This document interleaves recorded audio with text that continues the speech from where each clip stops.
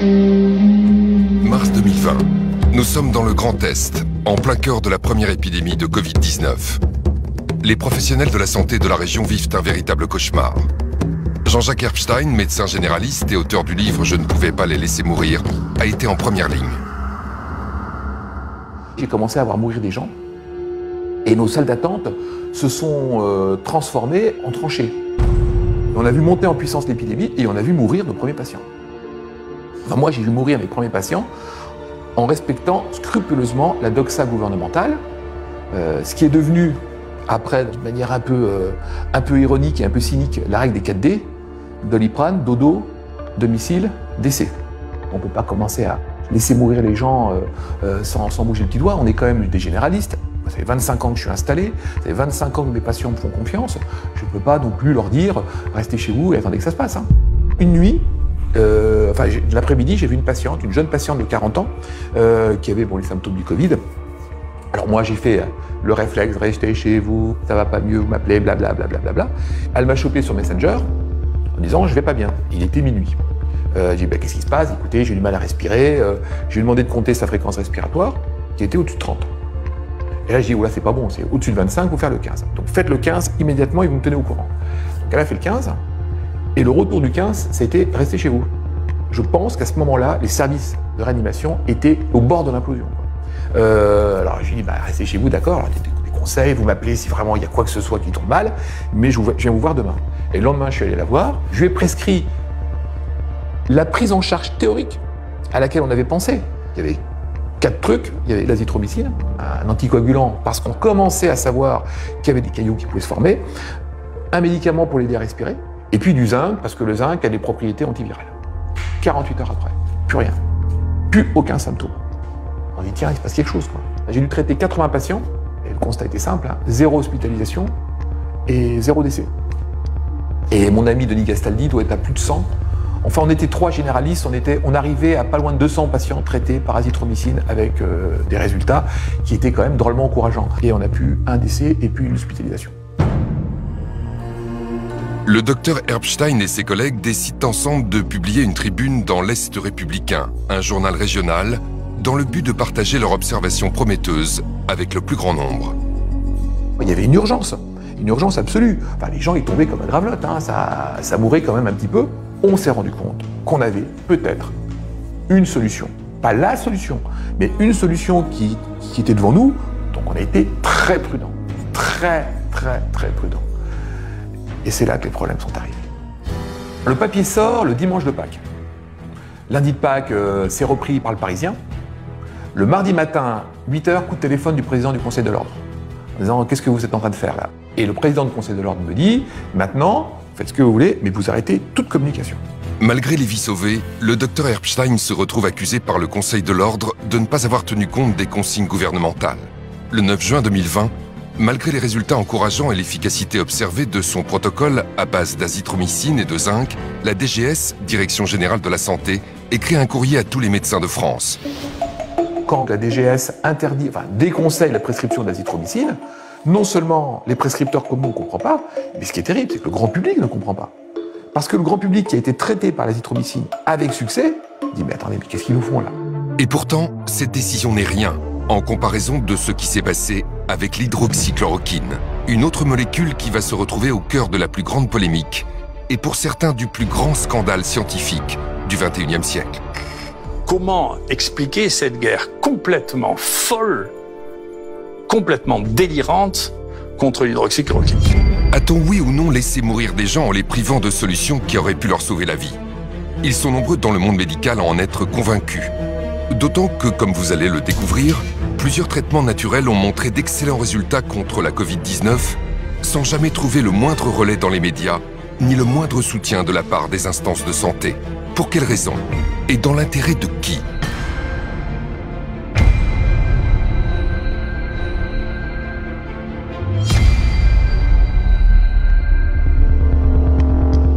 Quand il y a une pandémie, vu du côté de l'industrie pharmaceutique, on se dit qu'il y a toujours de l'argent à se faire parce que ça peut être des milliards d'individus touchés dans le monde. Si on trouve un médicament qu'on peut le breveter pour ça, ça peut faire des centaines de milliards de dollars de revenus.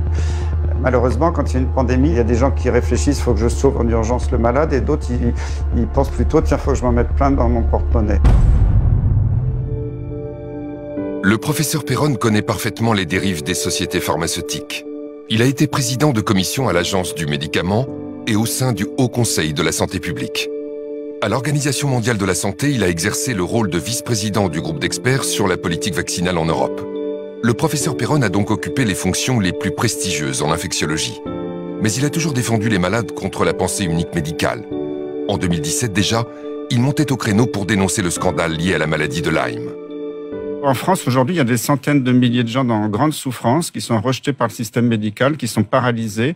À l'échelle de l'Europe, c'est des millions. Oui. Et pendant ce temps-là, les autorités disent tout va bien. Donc c'est un vrai scandale sanitaire. Mais c'est vrai, c'est vrai. En 2020, il publie Y a-t-il une erreur qu'ils n'ont pas commise pour dénoncer notamment l'influence de l'industrie pharmaceutique dans sa tentative de diabolisation de l'hydroxychloroquine, commercialisée en France sous le nom de Plaquenil, un traitement ancien et bon marché qui a démontré très tôt une efficacité prometteuse contre le coronavirus. C'est le plus grand canular, malheureusement sinistre, de la médecine. On avait plein d'études qui montraient que ça marchait. Et il y a une espèce de coalition internationale, à la fois de Big Pharma, des présidents des sociétés savantes qui touchent beaucoup d'argent dans l'industrie pharmaceutique, de tout un tas de groupes d'experts qui étaient bourrés de conflits d'intérêts, qui ont passé leur temps à taper sur l'hydroxychloroquine. Et pour moi, c'est un scandale absolument énorme. L'histoire est hélas régulièrement ponctuée par de nombreux scandales sanitaires qui confirment que l'industrie pharmaceutique cherche avant tout la rentabilité financière sans considération pour la santé publique, souvent avec la complicité des agences sanitaires et de leurs experts en conflit d'intérêts. Le Vioxx, anti-inflammatoire prescrit pour les douleurs liées aux maladies articulaires, aurait provoqué 160 000 crises cardiaques et attaques cérébrales et 40 000 décès rien qu'aux États-Unis. Malgré les faits, les autorités sanitaires maintiennent le Vioxx sur le marché jusqu'à son retrait en 2004. Le Vioxx aurait rapporté à son laboratoire 12,5 milliards de dollars. Le scandale du Mediator aura lui aussi contribué à révéler les dérives et l'avidité de l'industrie pharmaceutique. Entre 1976 et 2010, le laboratoire Servier commercialise ce coupe-faim dont les effets secondaires pourtant connus par le laboratoire ont coûté la vie à des milliers de patients. L'agence du médicament a fermé les yeux et ce scandale l'a conduite à changer de nom. De l'AFSAPS, elle est devenue l'ANSM. Lors de l'épidémie de grippe H1N1 en 2009, la France a dépensé plus de 100 millions d'euros pour acheter du Tamiflu, un médicament inefficace et toxique qui avait été interdit au Japon après avoir été soupçonné de causer la mort d'enfants et d'adolescents. Nouveau traitement, vaccin. Pour l'industrie pharmaceutique, le coronavirus représente une opportunité commerciale sans précédent. Alors que des laboratoires comme AbbVie ou encore Gilead tentent de positionner leurs médicaments sur le marché du coronavirus, un homme va venir chambouler les projets commerciaux de Big Pharma. Son nom, Didier Raoult. Considéré dans le monde comme un des plus grands spécialistes des maladies infectieuses, le professeur Didier Raoult dirige l'IHU Méditerranée Infection à Marseille, un pôle 100% indépendant de l'industrie pharmaceutique et au rayonnement mondial dans le domaine des maladies infectieuses. Au début de l'année 2020, le professeur Didier Raoult et son équipe de chercheurs épluchent les récentes données des scientifiques chinois qui mettent en avant l'efficacité d'un traitement à base d'hydroxychloroquine. Des études contestées bruyamment par certains experts français. Que des gens qui n'ont jamais traité une infection à coronavirus aient une opinion sur les gens qui ont 20 essais en cours et pour lesquels les éléments ont été suffisants pour que le gouvernement et tous les experts chinois, c'est des experts qui corrélent au coronavirus, hein, pas que sur le papier, c'est leur métier, hein, prennent une position officielle en disant maintenant il faut traiter avec de la chloroquine les infections à coronavirus, c'est déraisonnable de dire écoutez, les Chinois on s'en fiche. Là est venue la première étude de Didier Raoult, qui avait des contacts en Chine, qui connaissait tout ça, et qui a commencé à faire une étude. Au début, c'était sur 24 malades, un petit nombre de patients. Cette étude, déjà, a montré qu'il se passait quelque chose. Alors, elle a été contestée, 24 malades, c'est rien du tout. Après, il en a mis 80, après, il en a mis 1500, puis 3500. Et là, on a continué à dire, mais ce que fait Raoult, c'est n'importe quoi. Alors que le traitement du professeur Raoult à base d'hydroxychloroquine semble faire ses preuves sur les malades de la Covid-19, les autorités sanitaires françaises, ainsi que de nombreux experts, se montrent étrangement réticents. Nous avons en France la chance d'avoir le meilleur scientifique français reconnu sur la scène internationale, le plus grand chercheur Bon, je ne dis pas, et lui non plus ne le dit pas. D'ailleurs, vous avez procédé à son interview où il a répondu avec beaucoup de modestie il y a quelques jours de cela, que c'est la solution, qu'il y a un remède absolu à ça. En France, pendant que l'utilisation de l'hydroxychloroquine divise et suscite une controverse démesurée, à l'étranger, beaucoup de pays l'utilisent, avec succès. Très rapidement, le gouvernement italien a parfaitement réagi, les experts italiens aussi. Ils ont dit à tous les généralistes en Italie, donnez l'hydroxychloroquine. On a vu la chute de la létalité. Au Portugal, dès le début, ils ont dit aux médecins, donnez la chloroquine. La létalité était très faible, inférieure à 5%. La Grèce, c'était magnifique, ils ont une létalité très faible, ils ont donné la chloroquine à tout le monde. Et si on sort de l'Europe, regardez le Maroc, c'est 2% de létalité. Ils ont traité tout le monde par hydroxychloroquine, azithromycine.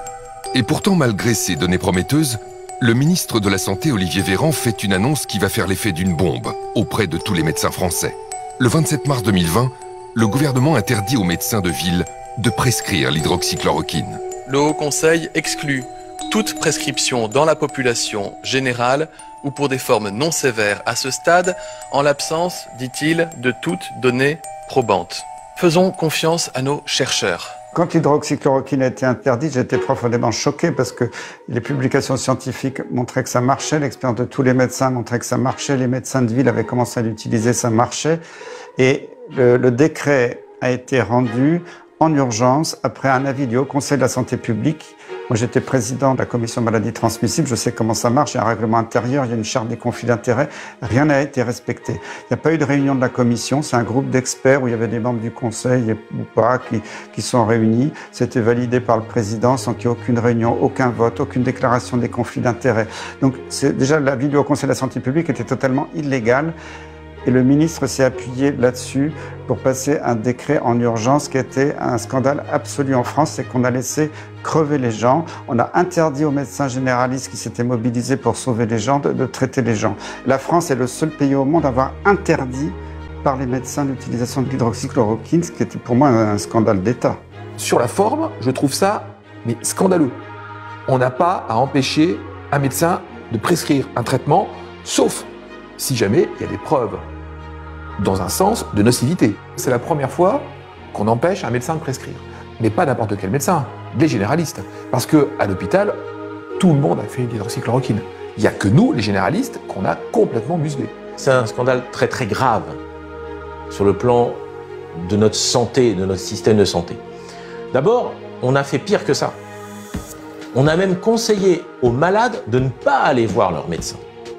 C'est-à-dire qu'on a des gens dont c'est le métier de prendre en charge les malades tous les jours. Ça fait pour certains 30 ans qu'ils sont médecins. Et tout d'un coup, on dit à leurs malades, surtout n'allez pas voir votre médecin. Et puis ensuite, on nous explique qu'on a fait 10 ans d'études, mais qu'on n'est pas capable de déterminer si un patient peut ou ne peut pas prendre de l'hydroxychloroquine. Ça fait 30 ans qu'on le fait. C'est tellement invraisemblable. Et c'est ce contre lequel j'ai le plus lutté, c'est ce décret, qui est une ineptie totale. 90% des médecins avec lesquels j'ai pu parler de ce sujet ont le même avis que moi. Parce que ce sont pour la plupart des médecins généralistes, par ailleurs. Donc ils se sentent réellement exclus du système. On n'a pas tenu compte de l'avis des médecins, parce que les médecins généralistes, ils l'ont bien vu au début, ils ne donnaient pas l'hydroxychloroquine, ils ont envoyé beaucoup de gens en réanimation à l'hôpital. Et quand ils ont commencé à prescrire, ils n'envoyaient plus personne à l'hôpital. Ils l'ont vu. On n'a pas respecté cette expérience et ce souhait des malades. C'est une atteinte très grave à l'exercice de la médecine. L'idée que l'État se saisisse de tâches qui sont du soin usuel, si vous voulez, à la place des médecins et leur interdise de faire un certain nombre de choses qui sont banales, je ne suis pas d'accord. Et pour le dire d'ailleurs tout à fait officiellement, je suis surpris que l'Ordre des médecins ait accepté une chose pareille. Moi, si j'avais été président de l'Ordre des médecins, ce qu'à Dieu regarde, j'aurais démissionné immédiatement. Pour justifier l'interdiction de prescription de l'hydroxychloroquine, les autorités relayées par les médias avancent qu'elle pourrait être dangereuse pour les malades. Parmi les traitements mis en cause, le Plaquenil, ce médicament à base d'hydroxychloroquine, qui, couplé à un antibiotique, peut augmenter le risque d'accident cardiaque. Attention à la chloroquine, c'est l'agence du médicament qui a donc lancé une alerte cette nuit. Le médicament qui suscite beaucoup d'espoir aujourd'hui peut être mortel. Il reste un produit dangereux s'il est mal utilisé. Honnêtement, si un jour on se met à réfléchir sur l'histoire de l'hydroxychloroquine, qui est quand même l'histoire moi la plus fantasque que j'ai entendue en médecine de ma vie, d'accord ? C'est-à-dire un médicament qui existe depuis 80 ans, qui a été prescrit peut-être à un tiers de la population du monde, qui en France est vendu à 36 millions de pilules par an, et d'un coup il y a toutes les autorités qui commencent à dire que c'est un truc épouvantable, criminel, qu'on va mourir tous d'arythmie cardiaque parce qu'on prend ce truc. C'est le truc le plus fantasque que jamais. J'ai jamais entendu parler d'un truc aussi fantasque que ça. C'est inouï. Avant la crise du coronavirus, l'hydroxychloroquine ou plaquenil avait une excellente réputation. Cette molécule figure en bonne place sur la liste des médicaments essentiels de l'Organisation mondiale de la santé. Mais c'est aussi, comme le rappelle le professeur Raoult, un médicament que l'on connaît de longue date, car c'est un dérivé de la chloroquine, utilisé depuis les années 50 par des centaines de millions de personnes dans le monde en prévention du paludisme. L'hydroxychloroquine a été donnée pendant des décennies aux personnes réputées fragiles comme les femmes enceintes, les enfants ou encore les personnes âgées. Ce médicament est si sûr qu'il était en vente libre jusqu'en janvier 2020, date à laquelle la ministre de la Santé, Agnès Buzyn, a décidé de lui retirer son accessibilité sans la moindre explication. Il y a déjà eu un truc qui a été curieux, c'est mi-janvier, quand Agnès Buzyn a demandé que l'hydroxychloroquine, qui était en vente libre, devienne sous prescription médicale. Ça, c'était un peu curieux. Puis, en mars 2020, l'hydroxychloroquine est devenu un médicament très dangereux, du jour au lendemain. Alors que l'hydroxychloroquine, il y a des publications qui montrent que ça marche, ça coûte pas cher. L'agence du médicament n'a pas arrêté de dire que c'était toxique. Ça donnait des problèmes cardiaques, alors que les problèmes cardiaques, ils venaient du Covid et pas du tout de l'hydroxychloroquine. Maintenant, c'est reconnu. Je pense que cette histoire d'effet secondaire ou de dangerosité de l'hydroxychloroquine est la plus belle plaisanterie médicale, scientifique qu'on ait inventée depuis janvier 2020, depuis le début de cette pandémie. J'utilise l'hydroxychloroquine depuis 15 ans, 20 ans, et particulièrement depuis 10 ans dans les maladies infectieuses, d'autres maladies infectieuses. Je n'ai jamais eu d'accident, mais ce n'est pas une statistique. Donc je suis allé rechercher réellement ce qu'on avait comme études. Et parmi les nombreuses études que j'ai pu retrouver, j'ai vu un travail de la HAS, la Haute Autorité de Santé, de 2009, c'est pas si vieux, qui avait réétudié et réévalué l'hydroxychloroquine en tant que médicament en vente libre. Ils ont étudié ça pendant 6 mois, 100 000 prescriptions, 65% de ces prescriptions étaient faites par des médecins généralistes, ce qui prouve bien que tout le monde en prescrivait très largement. Et la conclusion, c'est médicament toujours aussi efficace et toujours aussi peu dangereux. Et on a redonné non seulement l'AMM, mais aussi l'autorisation de vente sans ordonnance, donc vente libre, en 2009 à l'hydroxychloroquine. Vous imaginez bien qu'une telle étude faite par la Haute Autorité de Santé il n'y a pas si longtemps, donc avec des moyens modernes, s'il y avait eu le moindre danger de l'hydroxychloroquine, on l'aurait vu. Ce produit, en plus, il faut savoir, l'hydroxychloroquine donc, est prescrit dans des maladies comme le lupus, les polyarthrites pendant des années. Des années. C'est pas 10 jours. Là, contre le coronavirus, il s'agissait d'un traitement de 10 jours. Donc vraiment, on s'est moqué de nous. Y a-t-il eu une forme de complot contre la chloroquine, un vieux médicament générique qui ne rapporte rien à l'industrie pharmaceutique? Ce qui s'est passé avec le scandale du Lancet nous donne peut-être la réponse.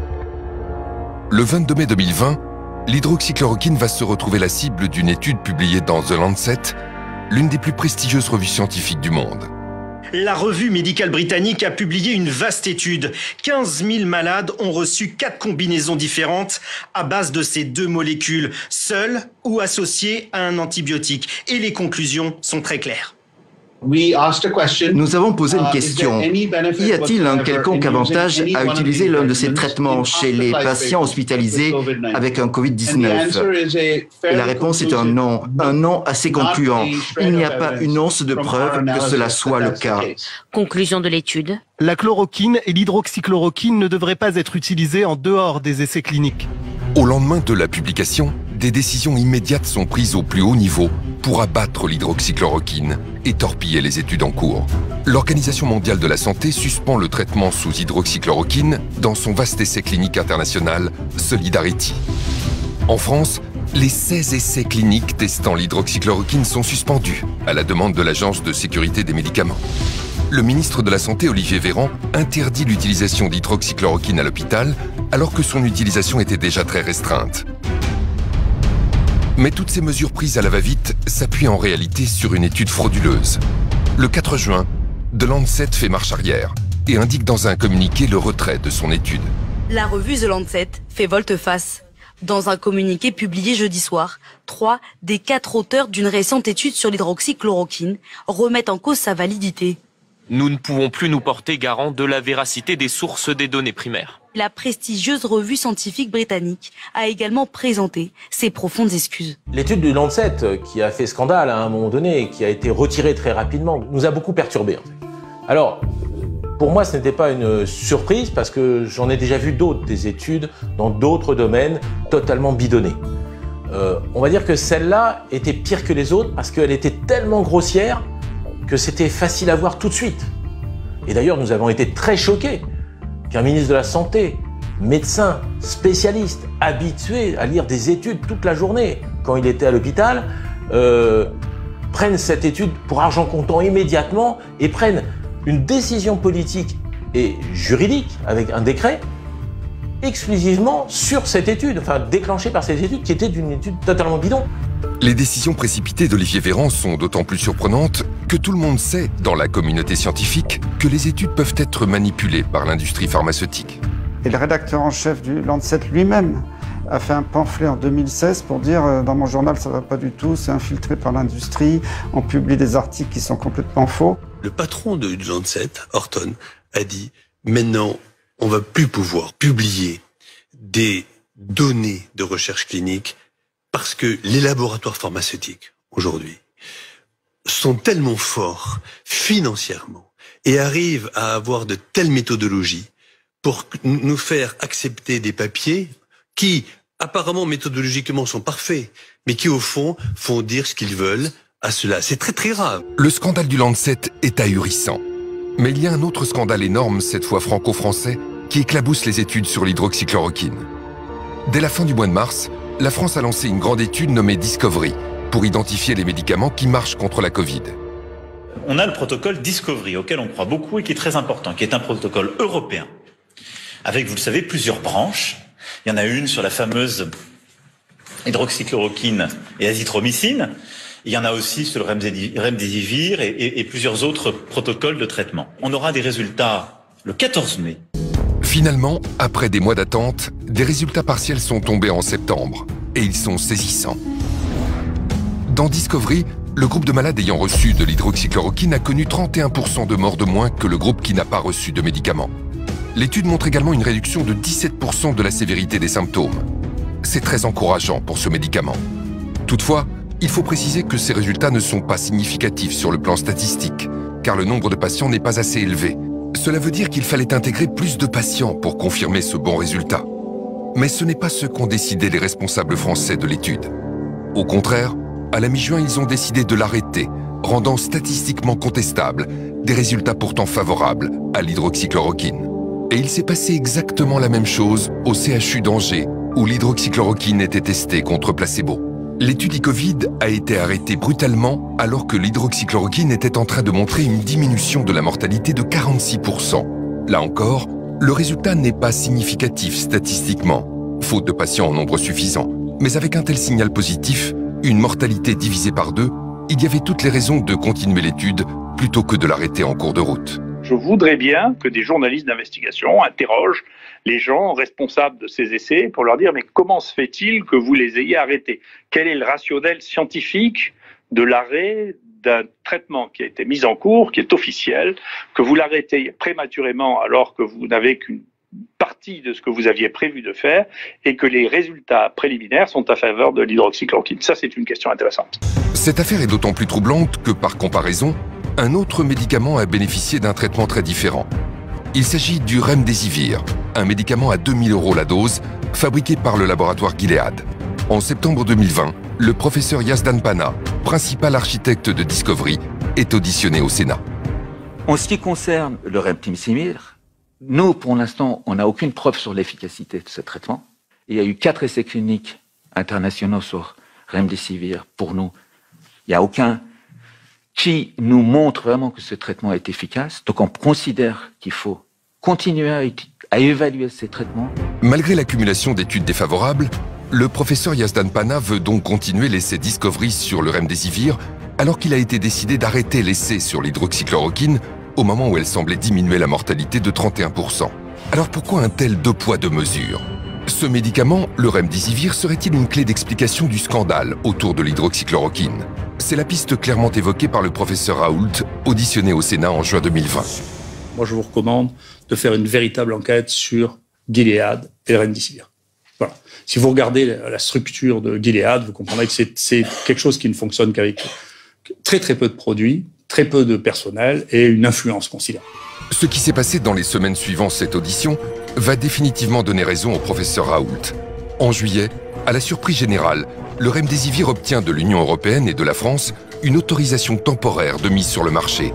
C'était plus qu'étonnant car il n'existait alors aucune preuve de son efficacité et il y avait des signaux très clairs de sa toxicité sur les reins et sur le foie. Il donne des insuffisances rénales potentiellement graves chez des gens qui sont, je vous rappelle que ceux qui sont vraiment malades sont souvent des gens fragiles, âgés, ils ont un rein déjà fatigué, et en plus la maladie, le virus, attaque le rein, puisque vous savez qu'en dehors des poumons, il attaque le cœur et le rein. Donc, on est face à un virus qui attaque le rein chez des gens qui ont déjà un rein fragile, et on leur donne un médicament qui donne des insuffisances rénales. Est-ce raisonnable? Le remdesivir, déjà, c'est un traitement cher, lourd, hospitalier, bourré d'effets indésirables. C'est un médicament cher, injectable, réservé à l'hôpital. C'est un antiviral, donc il ne peut marcher que dans la première phase de la maladie. Quand vous êtes hospitalisé et que vous commencez à être en soins intensifs ou au moins sous oxygène et que vous commencez à avoir des insuffisances respiratoires, c'est fini, il ne marche plus. Il faut le donner beaucoup plus tôt, comme l'hydroxychloroquine. Sauf qu'on ne l'a pas en ville puisque c'est un médicament hospitalier. Donc c'est doublement absurde parce qu'on met en avant un médicament qui est à usage exclusivement hospitalier pour des malades qu'il faut traiter avant qu'ils arrivent à l'hôpital. En face, vous avez l'hydroxychloroquine. L'hydroxychloroquine, on la connaît depuis 30 ans. On connaît tous ses effets secondaires, on n'a aucune inconnue sur cette molécule, et elle coûte 4 €. Vous êtes ministre de la Santé, vous décidez d'essayer lequel? Celui que vous ne connaissez pas, qui vaut entre 2 000 et 4 000 €, celui que vous connaissez parfaitement et qui vaut 4 €. Voilà ce que je pense du remdesivir. Quand l'ANSM a accordé au remdesivir l'autorisation donc de provisoire de mise sur le marché, une ATU, eh bien, 2 jours plus tard, le Haut Conseil de santé publique, lui, au terme de ces débats qui sont publics, et on a les transcriptions, disait que c'était inefficace, cher, et qu'aucune preuve de l'efficacité clinique n'avait été apportée. Donc comment est-ce que l'ANSM a pu accorder une autorisation avec le texte dit une présomption forte d'efficacité, là où les experts, 2 jours plus tard, diront que c'est notoirement inefficace. Et en un temps record, je ne sais pas, en 2 semaines, c'était autorisé à l'Agence du médicament américaine, en un temps record à l'Agence du médicament européenne, en un temps record à l'Agence du médicament française. Ils ont une autorisation de mise sur le marché. Mais c'est un scandale énorme. Ce scandale énorme devient encore plus criant à l'automne. Le 8 octobre 2020, la Commission européenne signe l'achat de 500 000 doses de remdesivir avec le laboratoire Gilead. À plus de 2 000 € le traitement, c'est un contrat à plus d'1 milliard d'euros pour un médicament qui n'a jamais fait la preuve de son efficacité. Plus grave encore, quelques jours après ce méga contrat, l'Organisation mondiale de la santé publie les résultats de son grand essai Solidarity. Les conclusions sont claires et définitives. Le remdesivir ne sauve pas la moindre vie et n'accélère pas la guérison des malades. Ces conclusions définitives n'ont pas empêché l'Union européenne de signer un contrat à 1 milliard d'euros pour ce médicament. Et dans la foulée de ce contrat, le remdesivir est distribué largement dans les hôpitaux français. Juste après que tout le monde se soit mis d'accord sur le fait que le remdesivir ne sert à rien, eh bien, on reçoit du ministère de la Santé, du directeur général de la Santé, une lettre qui nous dit maintenant, vous pouvez utiliser le remdesivir quand vous voulez, c'est gratuit, on en a tant que vous voulez. Vous pouvez donc mettre des perfusions pendant 10 jours avec un produit qui ne sert à rien et qu'on a acheté. Mais vous n'avez pas le droit d'utiliser l'hydroxychloroquine, qui est un médicament que 2 milliards de personnes ont pris dans leur vie et qui n'a pas donné d'effets secondaires, à part essentiellement des problèmes oculaires quand on prend ça pendant plus d'1 an. Donc, si vous voulez, il y a quand même là un problème de fond. C'est particulièrement choquant parce qu'au même moment, l'Agence du médicament a refusé à nouveau d'autoriser l'hydroxychloroquine en France. L'Agence du médicament refuse au professeur Raoult une recommandation temporaire d'utilisation de la chloroquine en disant « Écoutez, on ne peut pas, professeur, parce que, vous comprenez, 1, ça ne marche pas, 2, c'est dangereux. C'est même très dangereux, la chloroquine. » Sauf que cette même agence du médicament avait 2 mois auparavant, 3 mois auparavant, au mois de juillet, accordé une autorisation, cette fois-ci temporaire d'utilisation, au remdesivir, qui lui était notoirement inefficace, et je vais y venir, et effectivement spécialement dangereux. Qu'est-ce que ça cache? Qu'est-ce que ça cache? Tous les scandales de santé publique commencent comme ça. Ce refus d'autoriser l'hydroxychloroquine est d'autant plus choquant qu'à la fin du mois d'octobre, les preuves scientifiques sont désormais massivement favorables à ce traitement. Sur 136 études réalisées sur ce médicament, les 3/4 concluent à son efficacité contre la Covid-19. Et quand l'hydroxychloroquine est donnée suffisamment tôt, comme le recommande le professeur Raoult, elle montre une efficacité dans 100% des études publiées. C'est pour cela que de très nombreux pays utilisent et recommandent ce médicament dans le monde entier. À l'automne 2020, 3 des plus grandes nations de la médecine recommandent officiellement l'hydroxychloroquine. La Chine, qui a inclus la chloroquine dans sa liste officielle des médicaments contre la Covid. La Russie, qui recommande l'hydroxychloroquine en traitement précoce. Et l'Inde, qui la recommande aussi à la fois en prévention et en traitement de la Covid-19. Si on regarde les pays où la létalité était la plus forte, c'est les pays les plus riches et soi-disant les plus avancés sur le plan économique, que ce soit la France, la Grande-Bretagne, la Belgique. Et on s'aperçoit que ce sont les pays qui sont le plus sous l'influence de l'industrie pharmaceutique. Et ça, c'est dramatique, alors que les pays soi-disant plus pauvres, qui n'avaient pas trop les moyens, s'en sont extrêmement bien sortis avec des médicaments pas chers comme l'hydroxychloroquine. Face à toutes ces preuves, le refus de l'agence du médicament d'autoriser l'hydroxychloroquine est difficilement compréhensible. Quelle indécence de la part de la NSM de venir dire que la chloroquine n'a pas de présomption simple d'efficacité, là où le remdesivir avait lui une présomption forte d'efficacité. Nous sommes dans un mensonge d'État. Le parquet de Paris devra ouvrir une information judiciaire pour savoir pourquoi est-ce que finalement, depuis le départ, la chloroquine est à ce point décriée et pourquoi est-ce que le remdesivir, dont l'efficacité a été reconnue comme nulle, c'est pas moi qui le dis, hein, le professeur Combe dit effectivement efficacité clinique nulle et il dit « je suis désolé d'être aussi dur », 2 jours après que la NSM ait accordé cette autorisation d'utilisation. Donc qu'est-ce que ça cache? Nous saisissons le parquet parce que nous pensons, nous craignons qu'effectivement nous soyons au cœur d'un scandale. De fait, pour imposer le remdesivir, Gilead a sorti en coulisses l'artillerie lourde, et ce, dès le début de l'épidémie. Lors de son audition au Sénat en juin 2020, le professeur Raoult dénonçait déjà des méthodes peu orthodoxes. Je vous le rappelle, moi quand j'ai commencé à parler pour la première fois de la chloroquine, il y a quelqu'un qui m'a menacé à plusieurs reprises, de manière anonyme. J'ai porté plainte et j'ai fini par trouver que c'était celui qui avait reçu le plus d'argent de Gilead depuis 6 ans. D'accord? Donc, si vous voulez, j'ai une expérience personnelle, d'accord, de fonctionnement qui ne me paraissent pas normaux. Peut-être que c'est une coïncidence, mais c'est pas sûr parce qu'il me disait qu'il m'interdisait de parler de la chloroquine, d'accord?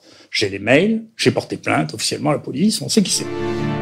Ce que révèle le professeur n'est pas un cas isolé, car la plupart des experts infectiologues français ont des liens d'intérêt avec le laboratoire Gilead. Le journal Science et Avenir en a calculé le nombre exact. 85% des spécialistes français les plus reconnus des maladies infectieuses ont touché de l'argent de Gilead Sciences. Au total, Gilead a versé 18,5 millions d'euros aux professionnels de santé en France depuis 2013. En coulisses, les enjeux financiers sont immenses. L'évolution du cours en bourse de Gilead étant directement liée à la question de l'efficacité ou non de l'hydroxychloroquine et donc en partie aux déclarations du professeur Raoult. Gilead est une société qui est cotée à peu près à 100 milliards de dollars. Nous pouvons remarquer sur ce graphique qui est le cours de bourse que son action a monté de façon assez spectaculaire avec le début de la pandémie. Cela a donné une augmentation de la valorisation de cette entreprise d'environ 30 milliards de dollars. Et on peut voir que cette augmentation est très très fluctuante.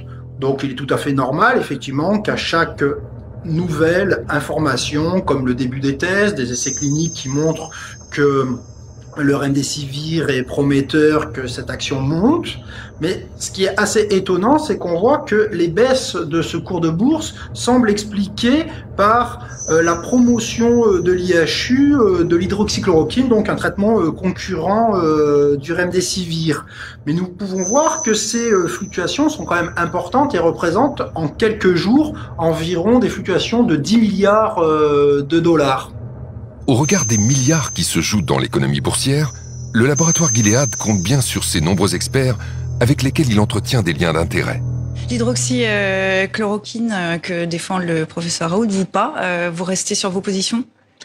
Je pense que maintenant la question est réglée. C'est le cas en particulier du professeur Karine Lacombe, qui s'est positionnée sur tous les plateaux de télévision contre l'hydroxychloroquine. Karine Lacombe a reçu plus de 200 000 € des laboratoires pharmaceutiques, dont 28 000 du laboratoire Gilead. Dès le départ, avant même d'avoir les résultats de Discovery, elle annonçait l'inefficacité de l'hydroxychloroquine. Grâce à Didier Raoult, et on le remerciera pour ça, on a mis en place beaucoup plus rapidement que prévu les essais qu'il fallait, et on montrera que la chloroquine ne marche pas, en revanche, que d'autres marchent. Tous ces experts qu'on a pu voir continuellement sur les chaînes d'information n'ont jamais déclaré leur lien d'intérêt ni leur conflit. Normalement, ils auraient dû se retirer, mais ni même les médias n'ont fait ce travail pour expliquer aux téléspectateurs, finalement, quels étaient les liens des personnes qui se prétendaient experts. Mais peut-on avoir aujourd'hui un expert qui ne travaille pas pour un laboratoire? Parce que les laboratoires font systématiquement travailler les experts les plus connus. On a beaucoup critiqué les experts qui ont reçu de l'argent des laboratoires, de Gilead entre autres, mais de tous.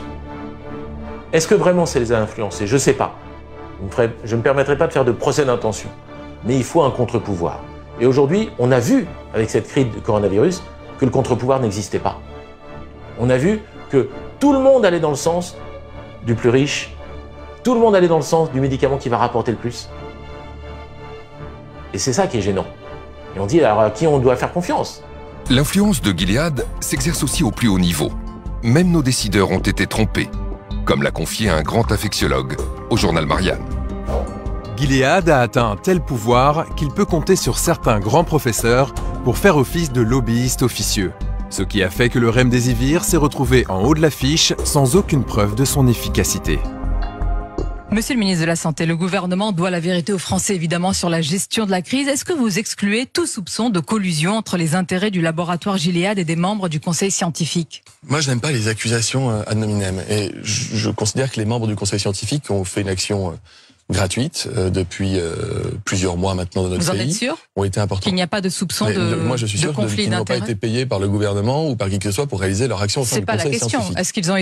Est-ce qu'ils ont des liens financiers avec des laboratoires? Si vous citez le laboratoire Gilead, par exemple, lorsque j'étais député, vous pourrez voir que lorsqu'il y avait un traitement contre l'hépatite C qui avait émergé, mais ce n'est pas ma question. J'avais même convoqué moi-même le président du laboratoire pour dire que le prix était excessif. J'entends bien. Ma question, je vous la répète, concerne les membres du conseil scientifique qui ont quand même géré cette crise sanitaire. Est-ce que vous pouvez nous dire ce matin, vous êtes sûr qu'il n'y a aucun lien avec ces personnes et les laboratoires Gilead? Je peux vous dire, Sonia Mabrouk, qu'il n'y a eu aucune intention cachée ou directe d'aucun membre du conseil scientifique pour nous pousser à prescrire quelque traitement que ce soit. Y compris le remdesivir. Y compris le remdesivir. Je n'ai eu aucune recommandation du conseil scientifique sur le remdesivir. La journaliste Sonia Mabrouk avait raison d'être insistante. La plupart des experts qui ont conseillé le président de la République ont eu des liens d'intérêt avec Gilead. C'est le cas en particulier du professeur Yazdan Bana, le pape de l'étude Discovery. Ce chercheur a siégé au moins 10 fois au board de Gilead entre 2013 et 2015. Devant les députés, le professeur Raoult n'a pas caché sa surprise en découvrant l'intimité du responsable de l'étude Discovery avec le directeur de Gilead. Moi, j'ai été surpris de voir que le directeur de Gilead, devant le président de la République et devant le ministre, tutoyait celui qui était en charge des essais thérapeutiques en France pour le Covid-19, quand même. Moi, j'ai pas l'habitude de me faire tutoyer par le directeur de l'industrie pharmaceutique. S'il le faisait, d'ailleurs, je leur répondrais en leur vous voyant. Je le ferais pas. Bruno Ohen, l'autre grand expert de Discovery, était membre du groupe de travail français qui s'est exprimé le 5 mars 2020 en faveur du remdesivir. Bruno Ohen a reçu pas moins de 52 000 € de Gilead en avantages, rémunération et contrats d'expertise. Même le président du conseil scientifique, Jean-François Delfrécy, a pris part une fois au conseil de Gilead en 2013. Plus inquiétant encore, Christian Chidiac, président de la commission qui a conseillé le président de la République sur les traitements contre le coronavirus, a siégé plusieurs fois au board de Gilead. Selon le professeur Raoult, c'est cet homme qui a influé pour que le Premier ministre empêche les médecins hospitaliers de prescrire librement l'hydroxychloroquine aux malades de la Covid-19. Ce qui est en train de sauter aux yeux de la population, c'est qu'à propos de l'hydroxychloroquine, on est en train de dévoiler au grand jour toutes les magouilles de l'industrie pharmaceutique pour promouvoir des médicaments très chers et pouvoir occuper les marchés. En effet, pendant que l'hydroxychloroquine était diabolisée, d'autres molécules efficaces ont été purement et simplement ignorées. C'est le cas de vieux médicaments qui ne sont plus sous brevet, comme la colchicine, l'ivermectine et la fluvoxamine. Tous les trois ont fait la preuve de leur efficacité contre la Covid-19 dans des études contrôlées contre placebo, et pourtant les autorités et les médias restent silencieux, comme s'il n'y avait pas de place dans notre système médical pour les molécules qui ne rapportent plus rien au laboratoire. Si vous dites maintenant, alors qu'on dépense des centaines et des centaines de millions pour trouver de nouvelles molécules, que vous savez, il suffit de recycler des molécules anciennes qui sont génériquées et qui ne coûtent rien, vous sciez toute une branche de la science qui s'est développée depuis 20 ans, hein. Et donc, vous avez les plus grandes difficultés à trouver des gens qui regardent ça avec un œil favorable. Tout ça heurte à la fois un modèle économique, pas que des intérêts, hein. Comment on développe une molécule qui n'est plus rentable? On ne sait pas le faire dans notre monde. Parmi les victimes de ce modèle économique, il n'y a pas que les vieux médicaments génériqués. Il y a aussi et surtout les molécules naturelles, comme les vitamines, les minéraux ou les plantes médicinales, dont l'efficacité peut pourtant être extraordinaire, sans le moindre effet indésirable. C'est le cas en particulier de la vitamine D, considérée par de nombreux scientifiques comme la vitamine de la décennie. Peu coûteuse, facile à prendre et sans effet secondaire, la vitamine D est au cœur de plus d'une quarantaine d'études scientifiques concluant à des résultats si spectaculaires pour lutter contre la Covid qu'on pourrait ne pas le croire. Comme vous allez le découvrir, la vitamine D en prévention permettrait de réduire de moitié le nombre d'infections au coronavirus. Mais ce n'est pas tout. La vitamine D en traitement aurait pu sauver la vie de milliers de malades hospitalisés. Professeur de médecine, de physiologie, de biophysique et de médecine nucléaire, le professeur Michael Olick est l'un des plus grands experts de la vitamine D dans le monde. Il est à l'origine de plusieurs études portant sur l'action de la vitamine D contre le coronavirus. Le professeur Olick nous a reçus pour partager avec nous les résultats saisissants de ses recherches et les découvertes récentes autour de la vitamine D. Nos connaissances à propos de la vitamine D ont été bouleversées ces 10 dernières années. Si son rôle est crucial pour la santé des os et le métabolisme du calcium, il l'est aussi pour de nombreuses autres fonctions biologiques, notamment la réduction des risques de maladies telles que les cancers communs, les maladies auto-immunes graves comme la sclérose en plaques, l'arthrite rhumatoïde, le diabète de type 1, mais aussi les maladies infectieuses, y compris, selon nous, la pandémie de Covid-19, mais aussi les risques de maladies cardiovasculaires, de maladies d'Alzheimer, de dépression, et la liste est encore longue. De nombreuses études ont décrit comment la vitamine D agit sur le système immunitaire. Nous avons pu observer qu'une simple prise de vitamine D permet d'agir sur 291 gènes régulant la fonction immunitaire, la mortalité cellulaire et toute une série de processus biologiques. Une de nos études a donné des résultats incroyables. Donner à une personne 600 unités de vitamine D par jour permettait de réguler 150 à 200 gènes du système immunitaire. Mais avec 4000 unités par jour, ce chiffre passait à environ 300 à 400 gènes et à plus de 1000 avec 10 000 unités par jour. C'est ce rôle majeur pour la santé et le bien-être général qui explique l'intérêt qu'elle suscite dans le monde entier. Au début de l'année 2020, lorsque l'épidémie s'abat sur le monde, le professeur Olick est convaincu que la vitamine D pourrait avoir un impact contre le coronavirus. Lorsque tout a commencé en février dernier, j'étais en Argentine pour une partie de pêche et j'ai attrapé le dernier vol pour rentrer. J'ai aussitôt écrit à mon hôpital et à d'autres personnes concernées en expliquant que cette pandémie pouvait certainement être combattue en augmentant les apports en vitamine D dans la population. De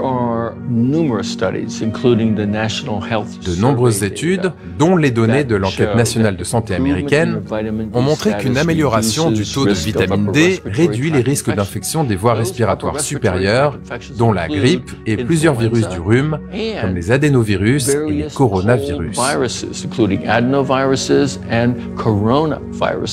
Nous connaissons le rôle très important de la vitamine D pour le bon fonctionnement du système immunitaire et la régulation de l'activité des cytokines. Or, l'une des principales complications de la Covid-19 est justement ce qu'on appelle l'orage cytokinique, à l'origine de nombreuses complications et de décès liés à cette infection. Il n'est donc pas surprenant qu'une amélioration du taux en vitamine D puisse contribuer à combattre cette maladie virale. Le professeur Hollick n'est pas le seul à comprendre immédiatement l'intérêt exceptionnel de la vitamine D pour lutter contre la Covid. La vitamine D est absolument essentielle. Ça réduit, ça a été prouvé, les infections hivernales. Vous aurez des grippes moins fréquentes, moins fortes. Vous aurez moins de rhume. Vous aurez même moins de cancers. Il y a une très belle étude canadienne qui montrait que c'était 2 fois moins de cancer du sein chez les femmes qui avaient un taux de vitamine D suffisant par rapport à celles qui ont une carence en vitamine D. Là aussi, pourquoi n'a-t-on pas dit aux Français « Allez chez votre médecin, faites doser votre vitamine D ». C'est un complément alimentaire de base. S'il n'y en avait qu'un, ça serait celui-là peut-être. C'est une vitamine qui est fabriquée, qui est métabolisée par le soleil. Donc le soleil est important. Et pour que cette vitamine puisse avoir des effets positifs sur votre corps, il faudrait rester tous les jours, un quart d'heure à moitié à poil en plein soleil. Quand on n'a pas assez de vitamine D, le système immunitaire va réagir à l'excès.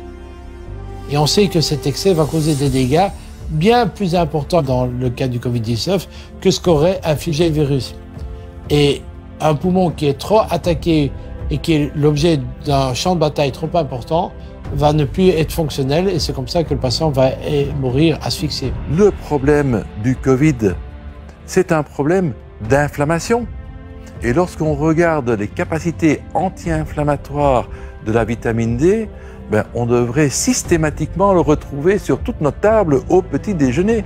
Et même, supposons que ça ne marche pas contre le coronavirus, on aura amélioré la santé des Français, on aura amélioré leurs os, on aura amélioré leur immunité, on aura réduit leur risque de cancer. Donc pourquoi ne pas l'avoir proposé au lieu de dire aux gens « rentrez chez vous, fermez les fenêtres, fermez les volets et priez pour que vous ne soyez pas malade ». En France, le 22 mai 2020, l'Académie de médecine a publié un communiqué dans lequel les académiciens affirment que la vitamine D devrait être donnée aux malades de la Covid pour atténuer la tempête inflammatoire et ses conséquences. Une information de la plus haute importance qu'aucun média ni aucune autorité sanitaire ne va pourtant relayer. Le professeur Hollick décide alors de mener plusieurs études grandeur nature pour évaluer concrètement l'action de la vitamine D sur le coronavirus à différentes étapes de la maladie. Nous avons mené une étude aux États-Unis sur 191 000 patients atteints de Covid-19 et nous avons montré qu'une carence en vitamine D augmente de 54% le risque de contracter cette maladie. Et ce, quelle que soit votre origine ethnique, votre âge ou la région où vous vivez aux États-Unis. Les résultats obtenus par le professeur Hollick sont exceptionnels. Ils sont publiés le 17 septembre 2020 dans le journal médical PLOS ONE. Mais ce n'est pas tout. Non seulement la vitamine D réduirait de moitié les infections, mais en plus elle réduirait drastiquement la gravité de la maladie. Parallèlement, nous avons mené une autre étude pour déterminer si les patients hospitalisés pour des infections sévères présentaient ou non des risques accrus de complications et de décès en cas de carence en vitamine D.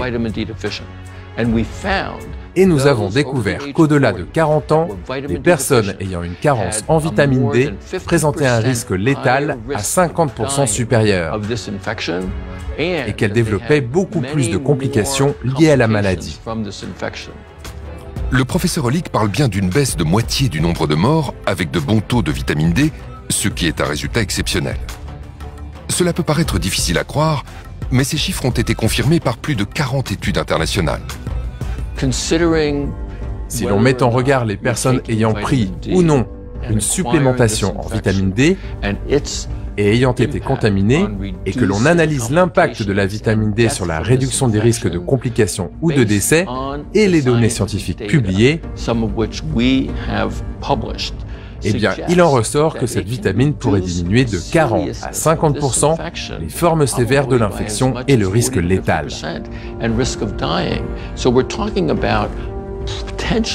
Je pense qu'on parle potentiellement de centaines ou de milliers de personnes qui auraient pu éviter l'hospitalisation, effectuer des séjours moins longs à l'hôpital et surtout éviter la complication ultime, à savoir la mort.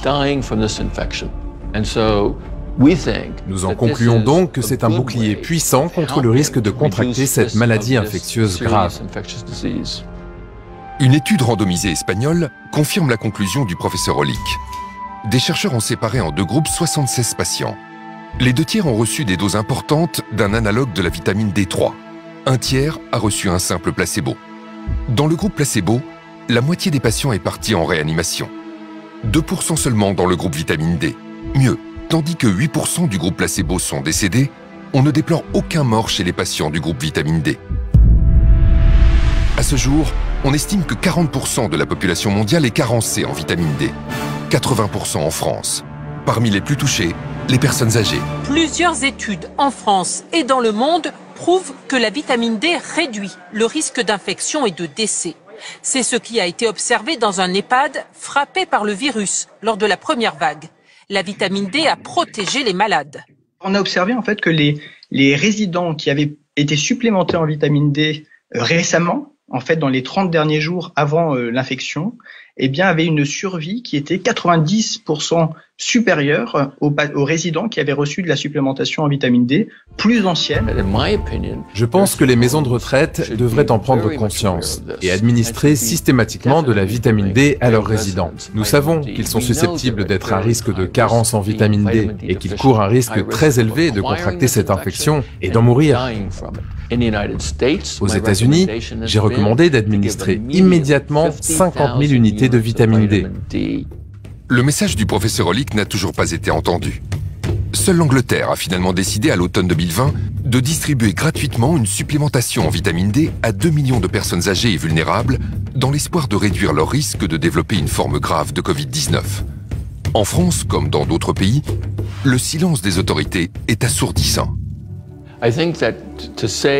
Quand on dit que la vitamine D peut aider à combattre cette maladie, cela soulève des interrogations.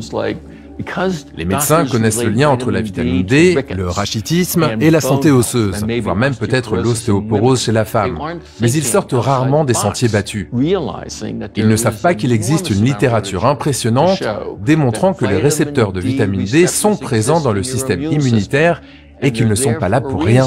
Mais le sujet mobilise peu. Il est peu exploité par les fabricants de médicaments, par les professionnels de la santé ou par les responsables de la santé publique qui sont censés s'occuper du bien-être de la population. J'espère donc vraiment que nos études et celles qui sont en train d'être publiées finiront par attirer l'attention. La vitamine D n'est pas le seul remède étrangement oublié face à la Covid-19. Pour se défendre efficacement contre cette maladie, notre corps a également besoin d'oligo-éléments. Parmi les plus importants, on trouve le zinc. Indispensable pour un bon fonctionnement du système immunitaire, le zinc a démontré une action incontestable pour enrayer le processus viral du coronavirus. C'est un oligo-élément qui est fondamental. Il intervient quand même dans 200 réactions chimiques dans le corps, en boostant les hormones, en boostant des enzymes. Donc c'est un truc qui est très important, le zinc. Le zinc est un métal indispensable pour que les cellules se divisent normalement. Donc s'il n'y a pas de zinc, les cellules ne savent pas se diviser, on ne sait pas renouveler les cellules. Donc le zinc est indispensable pour la cicatrisation, il est indispensable pour la régénération de l'intestin. Il est indispensable pour la réponse immunitaire. Le zinc a été considéré comme le nutriment le plus essentiel au système immunitaire et sa carence dans le monde est responsable de plusieurs centaines de milliers de morts. Le zinc, en plus, on a des études qui montrent que ça marche sur le coronavirus. Si vous donnez une certaine quantité de zinc en aigu, vous avez une meilleure défense contre le virus. Mais évidemment, vous n'allez pas attendre d'être infecté pour prendre du zinc. Mais vous avez des dizaines d'études sur l'intérêt du zinc comme stimulant immunitaire pour réduire le risque d'infection virale. Alors non seulement ça réduit le risque d'infection, mais ça réduit surtout la gravité des infections. Pourquoi on n'a pas dit aux Français, prenez du zinc, allez voir votre médecin et voyez avec lui si vous avez besoin de zinc. On peut même doser le zinc dans le sang. C'est dommage qu'on n'ait pas fait ça. Mais ça rapporte rien à personne. Le zinc peut-il donc être envisagé comme un traitement possible contre le coronavirus? Le pharmacien Claude Lagarde a été l'un des premiers en France à en être convaincu. En mars 2020, alors que la France vit la première semaine de son premier confinement, le docteur Claude Lagarde adresse une publication réalisée par son laboratoire à un réseau de plusieurs milliers de médecins pour les sensibiliser sur la pertinence de cet oligo-élément dans le traitement de la Covid-19. Nous avons été les premiers à parler du zinc. Après, tout le monde en a parlé, et tout le monde en parle. Mais moi, je n'ai pas inventé le zinc. Il était connu, le zinc. Depuis 50 ans, on sait qu'il est actif sur les maladies virales. Des vieux médecins nous ont appelés en disant « mais de toute façon, tout le monde le sait. Avant, on prescrivait aux enfants des oligo-éléments, du zinc et du cuivre quand il y avait des infections virales. » On a tout de suite vu que les gens qui tombaient, qui étaient malades, étaient des potentiels carencés en zinc. Car ce zinc agit à plusieurs niveaux dans cette infection et dans les infections virales en général. Il est capable de bloquer la réplication virale. Ça, c'est très important. C'est publié depuis 50 ans. Aucun n'en a parlé officiellement. Ensuite, il agit dans l'immunité. Il a un intérêt majeur aussi, c'est qu'il va probablement jouer un rôle dans la pénétration du virus dans la cellule. Il peut bloquer à ce niveau déjà la pénétration du virus. Dès que le virus est rentré dans l'organisme, il va créer des petites blessures dans le poumon. Il rentre par les voies respiratoires dans le poumon. Et il va créer des petites fissures, des blessures.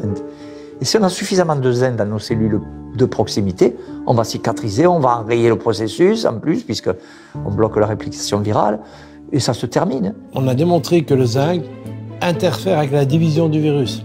Donc pour moi, le zinc devrait faire partie majeure de la stratégie de prévention et de traitement du Covid. Dans plusieurs schémas thérapeutiques qui intégraient l'azithromycine et l'hydroxychloroquine, on a remis le zinc qui est en fait l'élément clé. On sait que certaines choses qui avaient été sous-estimées, comme le zinc par exemple, jouent un rôle dans la sévérité. Les gens qui ont une pathologie sévère ont des taux de zinc qui sont beaucoup plus bas que les autres, à côté d'autres données qui avaient été décrites dans la littérature. Je me rappelle de ce médecin new-yorkais qui avait eu 250 patients chez qui il avait donné de l'hydroxychloroquine et du zinc, il n'a eu aucun mort. Intéressant de savoir que l'hydroxychloroquine fait rentrer le zinc dans la cellule. Et une fois que le zinc rentre dans la cellule, qu'on a des taux élevés, le virus ne sait plus se diviser et donc il meurt. À travers le monde, d'autres observations confirment que le zinc pourrait être un élément clé des protocoles à base d'hydroxychloroquine. La grande étude qui a été publiée par les médecins de New York a montré qu'en plus du protocole Raoult, hydroxychloroquine, azithromycine, ils ont rajouté du zinc. Alors ils ont eu d'excellents résultats. Même constat pour le docteur Cardillo à Los Angeles, qui est intervenu sur la chaîne américaine ABC pour confirmer que le traitement à base d'hydroxychloroquine ne fonctionne de façon optimale qu'avec du zinc. L'analyse du traitement à l'hydroxychloroquine, c'est qu'il ne fonctionne que lorsqu'on l'associe au zinc. L'hydroxychloroquine ouvre la voie au zinc, qui pénètre dans la cellule, puis bloque la réplication du virus. Vous prescrivez donc le zinc et il est efficace pour les malades de la Covid-19 ? Chaque patient à qui je l'ai prescrit était à la base très malade et au bout de 8 à 12 heures, il n'avait plus aucun symptôme. Récemment, une étude, et ça a été rapporté en congrès, a montré que les patients qui avaient un taux de zinc bas, qui avaient été hospitalisés, avaient 2,5 fois plus de risque de mourir que ceux qui avaient un taux de zinc normal. Mais on n'en parle pas, ça, vous avez entendu parler du zinc? Non. En prévention, l'efficacité du zinc est tout aussi avérée, notamment pour les personnes les plus fragiles. Et cela dans l'indifférence générale des autorités sanitaires qui semblent ignorer les bienfaits de cet oligo-élément fondamental. On sait aussi, par des études épidémiologiques, que dans les EHPAD, dans les maisons de retraite, les gens âgés sont carencés en zinc à 50%. 1 sur 2 est carencé en zinc. Parce qu'ils mangent peut-être un peu moins bien, qu'ils assimilent moins bien au niveau intestinal. C'est beaucoup. Donc à eux, on pourrait en donner systématiquement. Et on aurait moins de besoins médicaux et médicamenteux pour les traiter, toutes ces personnes âgées qui sont suivies par des médecins régulièrement. C'est très facile de donner du zinc, même presque gratuitement dans les maisons de retraite. On n'en parle pas, je ne sais pas pourquoi. On préfère vendre des médicaments chimiques très chers. Parce que peut-être les scientifiques d'aujourd'hui sont des jeunes générations et n'ont pas connu il y a 30 ans les publications sur le zinc. Tout est publié, tout existe. C'est incroyable, incroyable que les comités scientifiques ne connaissent pas le zinc. Les grands spécialistes hospitaliers, et donc en particulier les experts qui ont géré cette crise, n'ont absolument pas cette culture. La seule prévention qu'ils connaissent des maladies infectieuses, ce sont les vaccins. Parce que pour eux, c'est la seule piste qui ait prouvé une efficacité. Mais c'est faux. On a des études sur le reste. Mais elles ne sont pas assez puissantes ou elles ne concernent pas un médicament bien précis. Donc, ils ne veulent pas le prescrire. Une autre molécule naturelle a obtenu des effets impressionnants pour soigner les patients gravement atteints par le coronavirus.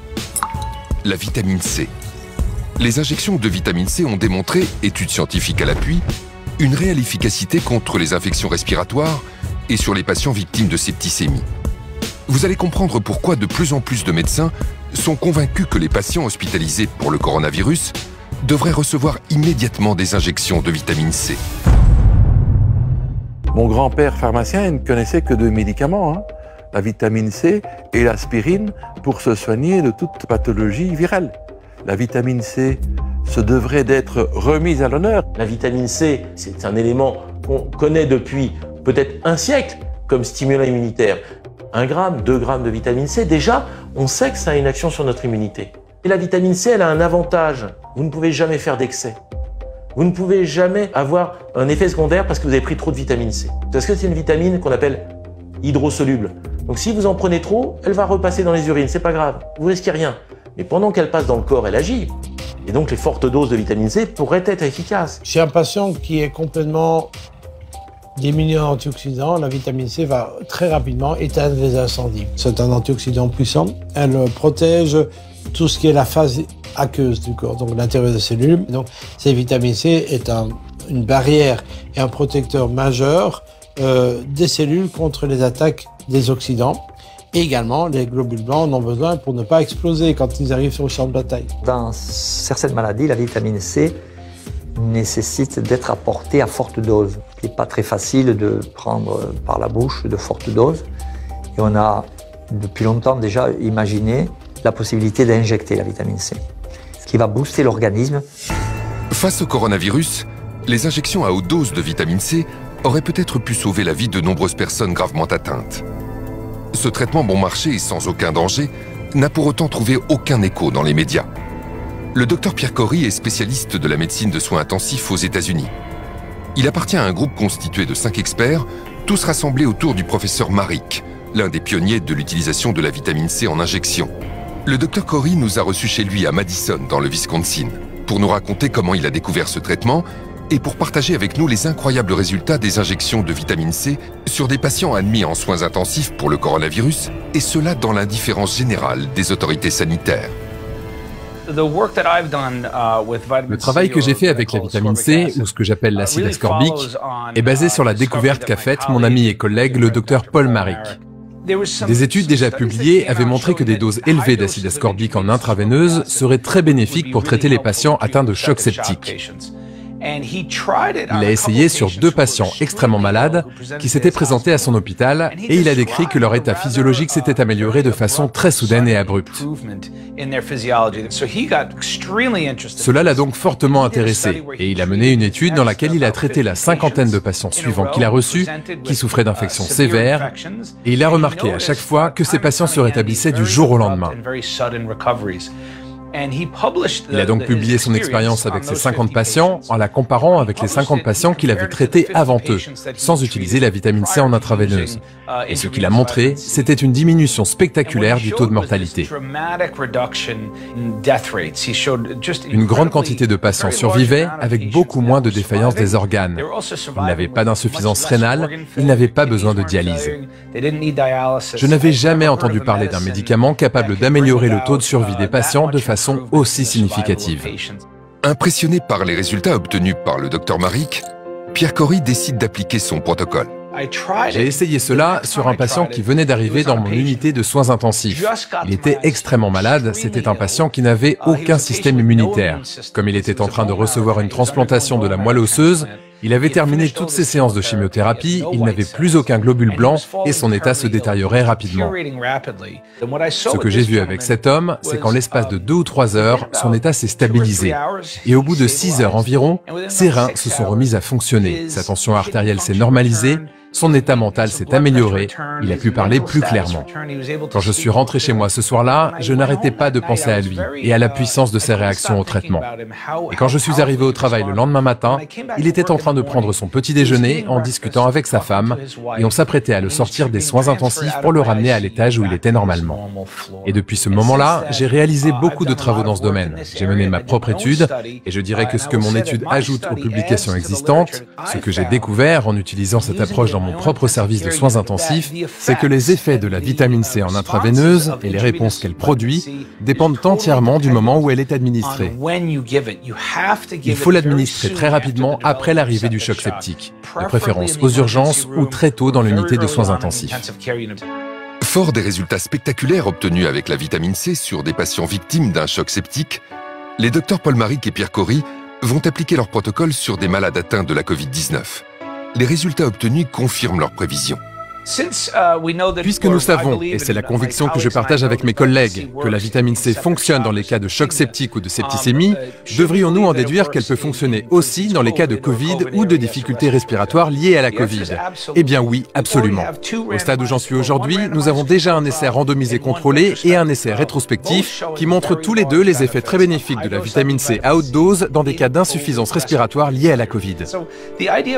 Donc je ne comprends pas la décision de ne pas utiliser ce traitement. Il est sans danger, peu coûteux, de nombreuses données montrent qu'il fonctionne très bien sur les lésions pulmonaires comme les pneumonies ou le syndrome de détresse respiratoire aiguë, donc on devrait l'utiliser.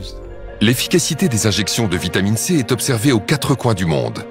Pourtant, aussi incroyable que cela puisse paraître, certains médecins snobent ce puissant outil thérapeutique. Selon un article, on a estimé qu'entre 15 et 20% des médecins aux soins intensifs l'utilisaient. Pourquoi n'y en a-t-il pas plus? C'est une question à laquelle j'ai beaucoup réfléchi et à mon avis, il y a peut-être 3 raisons à cela. Premièrement, il s'agit d'une vitamine. Et par rapport aux vitamines, depuis longtemps, dans la médecine allopathique professionnelle, il y a un énorme parti pris contre les vitamines. Donc, en tant que médecin, promouvoir des vitamines est considéré comme non scientifique et inconvenant. Deuxièmement, il y a un malentendu au sujet de la nature du traitement. Il ne s'agit pas juste de donner quelques comprimés de vitamine C aux patients. Et troisièmement, il y a cette obsession de faire des essais randomisés contrôlés pour apporter des preuves définitives. Et ce qui me tue vraiment, c'est que ces essais existent et démontrent que la vitamine C en intraveineuse a eu des effets bénéfiques sur le taux de survie. Et malgré cela, les médecins continuent de ne pas l'utiliser, parce que l'essai est trop modeste, parce qu'il faut en faire un plus grand, etc. Ce parti pris influence énormément la façon d'interpréter des données pourtant scientifiques. Si le zinc, la vitamine C ou encore la vitamine D ont démontré qu'ils étaient de réels traitements pour les malades du coronavirus, ils sont aussi, comme d'autres micronutriments essentiels, d'une incroyable efficacité en prévention pour améliorer nos défenses immunitaires. Car plus notre terrain est solide, moins le virus est dangereux. J'ai toujours aimé la formule de Béchamp, le microbe n'est rien, le terrain est tout. Il n'y a pas un exemple plus beau que la Covid-19 pour illustrer cette phrase. Parce que vous vous rendez compte quand même que le même virus va, chez certains, donner rien, aucun symptôme. Les gens font l'infection sans strictement aucun symptôme, ils ne le savent pas, et d'autres meurent. C'est le même virus. Donc on ne peut pas dire que la gravité est liée au virus. C'est pas possible, puisque si la gravité était liée au virus, tout le monde aurait une maladie grave. Vous voyez, je veux dire, plus ou moins, bien sûr, mais là, ça va de rien à la mort pour le même virus. Donc c'est bien une histoire de terrain. Le microbe n'est rien, le terrain est tout. Et donc, si on stimulait cette immunité de nos patients, est-ce qu'ils n'auraient pas des chances d'être moins malades? Mais à aucun moment, on a dit aux Français, stimulez votre immunité. L'absence de conseils préventifs est d'autant plus délétère que les confinements et la communication anxiogène des autorités ont impacté le moral de la population. Ce qui me rend le plus en colère aujourd'hui dans cette histoire de pandémie, c'est la peur que l'on a introduite chez la plupart de nos concitoyens. Plus que jamais, la pandémie de Covid-19 est active et meurtrière. On a joué avec cette peur, on l'a entretenue et elle est dramatique à beaucoup de niveaux. On le sait tous, le stress fait chuter le système immunitaire. Ceux qui font de l'herpès le savent. Un gros stress, le bouton d'herpès sort. Pourquoi un bouton d'herpès sort? Parce que le système immunitaire a chuté. C'est connu de tout le monde, c'est incontestable. Nos défenses naturelles qui ont besoin d'être remontées parce qu'on est en face d'un virus se trouvaient être au contraire amenuisées, affaiblies par, je dirais, la sinistrose, le catastrophisme, la panique qui se retrouve sur toutes les chaînes de télé, dans tous les médias qui ne cherchent qu'à faire du sensationnalisme. On a vu celui que j'appelle le croque-mort officiel de la DGS, le professeur Solomon, qui venait tous les jours égrener ces chiffres quand même. Enfin bon, c'était redoutable la manière dont il balançait ça. Quand on nous donne le nombre de morts, pourquoi ne pas dire ces gens qui meurent, ils étaient hospitalisés depuis 1 mois et demi. Ces gens qui meurent, ils ont tel âge, ils ont telle comorbidité, ils sont très obèses, ou ils ont... En entretenant la peur dans la population, je pense qu'on a au contraire aggravé les risques sanitaires plutôt que le contraire.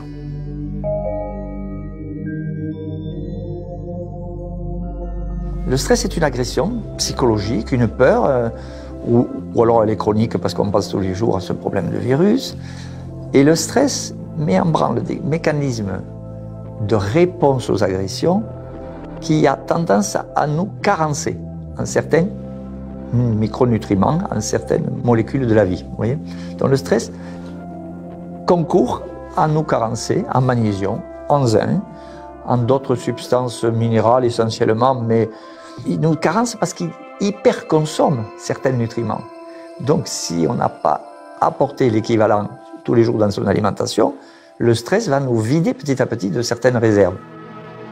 Stress, isolement, manque de soleil, l'immunité de la population déjà fragilisée n'a en plus pas pu bénéficier de la part des autorités sanitaires de conseils avisés sur les gestes préventifs simples qui lui auraient permis d'optimiser ses défenses naturelles. Le professeur Toussaint l'a très clairement dit dans plusieurs de ses interventions. Interdire aux gens de sortir et leur interdire de faire du sport est une aberration scientifique. Parce qu'on réduit leur immunité alors que le sport augmente l'immunité. On a beaucoup d'exemples, mais il y a un qui m'a frappé le plus. C'est la petite femme âgée de 93 ans à Biarritz qui voulait se nager pour soigner son neuropathie, donc une maladie vraiment douloureuse des jambes, et qui a été empêchée par, je pense, 4 policiers d'aller nager. Donc ça, c'est une énorme absurdité. En plus, c'est contre-productif parce que le sport, ça renforce évidemment les défenses immunitaires. L'Angleterre n'a pas non plus été exemplaire face à la première épidémie. Mais quand son Premier ministre, Boris Johnson, a été admis en soins intensifs après avoir été frappé par la Covid-19, il a compris l'importance de faire de la prévention.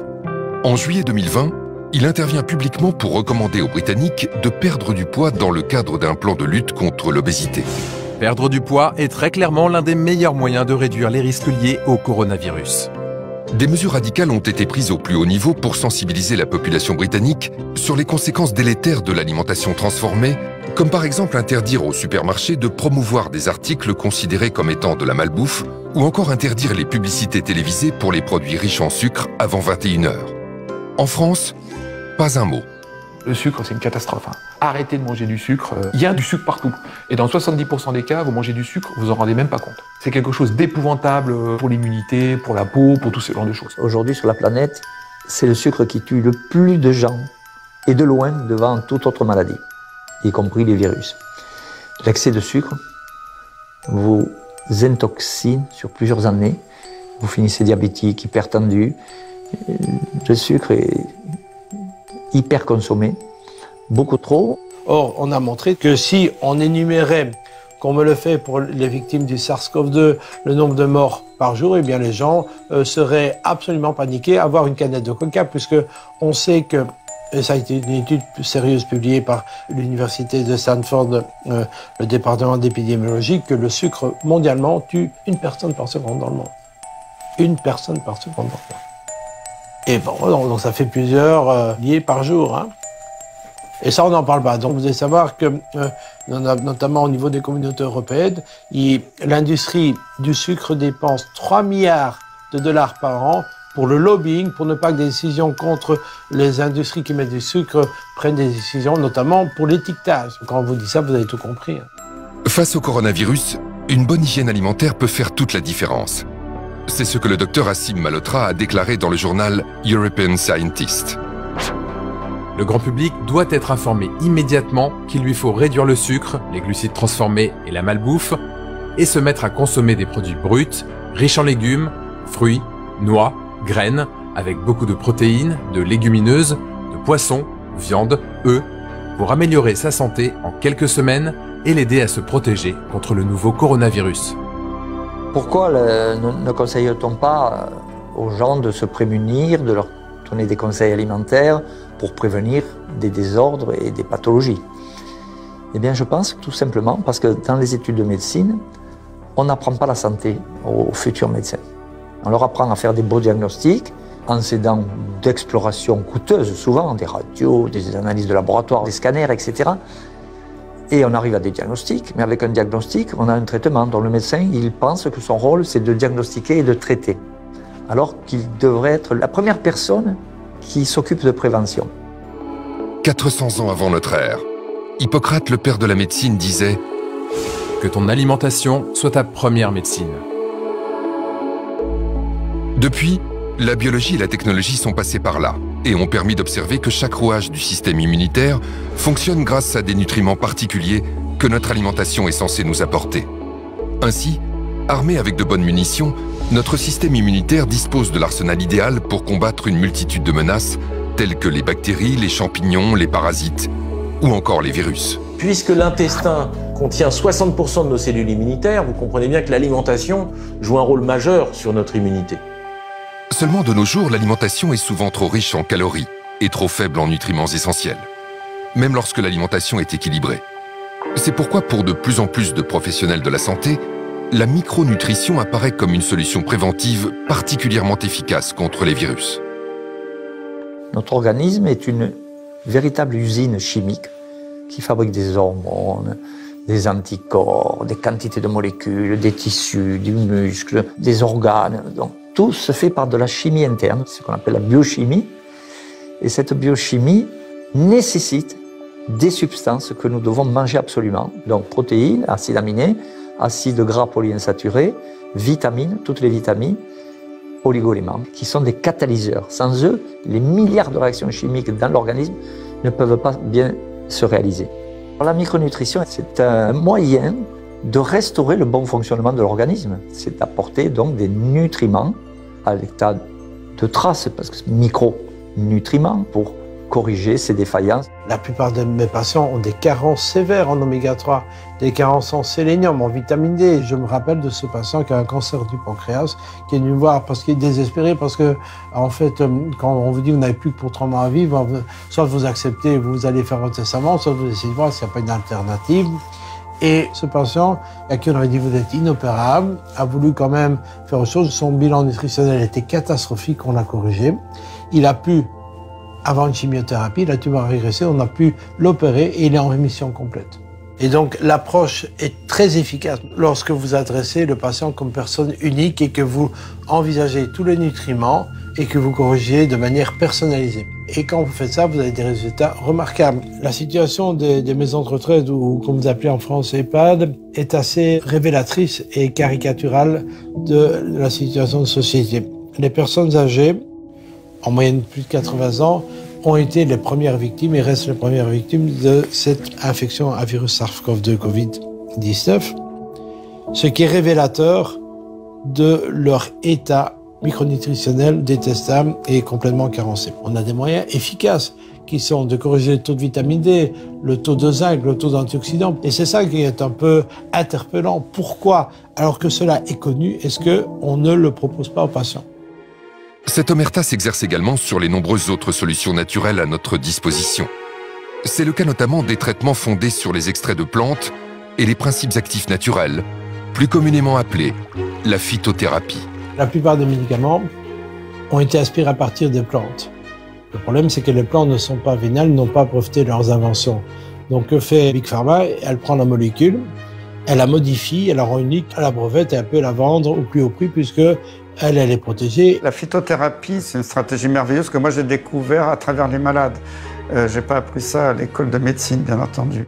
Le gouvernement chinois, quand il y a eu le Covid, ils ont été intelligents. Ils ont vu qu'ils étaient un peu débordés au début. Bon, certes, ils ont trouvé l'hydroxychloroquine en cours de route, mais ils ont fait appel à la médecine traditionnelle chinoise et que ont donné les médecins chinois? Beaucoup d'artémisia. Ça a marché. Après, ça a été exporté en Afrique. Ça a marché remarquablement. On s'est moqué du président de Madagascar et d'autres pays qui avaient de l'artémisia partout dans les écoles. Il n'a pratiquement pas eu de Covid, il n'a pratiquement pas eu de mort. Il y en a d'autres. Scutellaria a prouvé son efficacité sur le coronavirus lui-même. Son efficacité, je dis bien en prévention. Ça ne guérit pas la maladie, mais en prévention, on a une réduction des infections à coronavirus grâce à Scutellaria. Beaucoup d'extraits de plantes ont un intérêt parce que ce sont des molécules qui vont limiter l'inflammation. Boudée, voire discréditée par une bonne partie du monde médical et scientifique, la phytothérapie mérite pleinement de retrouver ses lettres de noblesse. Le 19 septembre 2020, l'Organisation mondiale de la santé a approuvé la mise en place d'un protocole pour des essais cliniques concernant les traitements de phytothérapie pour la Covid-19. Les débats scientifiques sur l'artémisia, les margousiers ou encore la vernonie pourraient ainsi retrouver leur place légitime. À côté de la phytothérapie, vous avez l'aromathérapie. Vous avez le plus grand antiviral probablement que la nature ait créé, qui est Ravinsara. Cette huile essentielle qui vient de Madagascar est d'une puissance extraordinaire. Et on a des publications claires là-dessus. C'est un antiviral puissant qui touche justement beaucoup les virus, on va dire des familles du coronavirus, et c'est un immunostimulant. Le Ravinsara est en effet une huile essentielle emblématique de l'aromathérapie. Son efficacité sur les virus est bien connue du grand public. Pour preuve, elle a été en rupture de stock pendant plusieurs semaines en France durant l'épidémie. Le domaine de prédilection des huiles essentielles, c'est l'infectiologie. Donc toute pathologie qui aura généré ou qui va se marquer, se traduire par une infection, que l'infection soit bactérienne, fongique, parasitaire, virale. Le secret de l'efficacité d'une huile essentielle réside dans le fait qu'elle est constituée d'innombrables molécules, augmentant ainsi son champ d'action et son efficacité face aux intrus. Cette spécificité fait de l'aromathérapie une discipline très prometteuse pour résoudre l'un des défis sanitaires majeurs des années à venir, l'antibiorésistance. Selon l'OMS, d'ici 2030, les antibiotiques ne seront plus efficaces sur bon nombre de bactéries, avec des conséquences catastrophiques pour notre santé. Dans le monde, on parle de plus de 500 000 décès rattachés à ce phénomène d'antibiorésistance. C'est un défi incroyable pour le monde pharmaceutique qui n'est plus parvenu sur ces 15 dernières années à créer un nouvel antibiotique innovant qui aurait pu détruire le microbe. Et il n'y a pas de réponse actuelle. Si, il y en a une, bien sûr. En mélangeant une huile essentielle avec un antibiotique, on rend à l'antibiotique son efficacité sur le microbe qui lui résistait précédemment parce que l'huile essentielle a été ouvrir des portes dans le biofilm dans lequel le microbe se sentait réfugié comme entouré d'un rempart. Et c'est ça que l'huile essentielle offre. Maintenant, l'huile essentielle choisie a elle-même une activité antibactérienne qui lui permet de ne pas être simplement un ouvre-porte à l'antibiotique. Les mécanismes d'action des huiles essentielles sont nombreux, ce qui en fait des armes particulièrement utiles contre les nouvelles menaces comme le coronavirus. Chaque classe de molécules composant les huiles essentielles peut avoir une activité différente sur le virus. On va par exemple détruire l'enveloppe du virus et le virus forcément va mourir. On peut attaquer son ADN, son ARN et donc forcément provoquer la mort du virus. On peut aussi empêcher que le virus n'adhère à la paroi de la cellule pour pénétrer la cellule et créer la pathologie. Pourtant, malgré toutes ces actions avérées pour faire face aux microbes et aux virus, l'aromathérapie est régulièrement discréditée dans les médias, particulièrement durant l'épidémie de coronavirus.